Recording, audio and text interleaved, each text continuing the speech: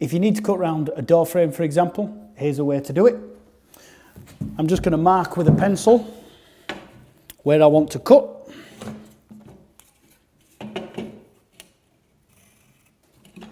Then what I'm going to do is give it a good number of scores, trying to make the cut as deep as possible with our score and snap knife.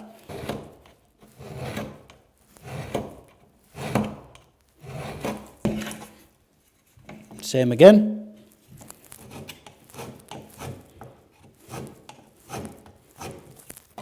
The deeper the score, the better.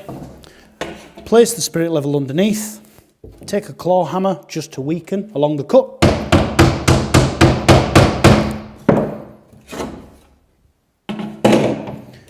Same again.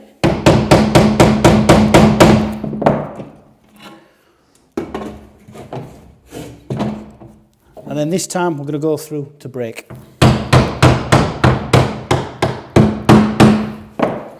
And snap up.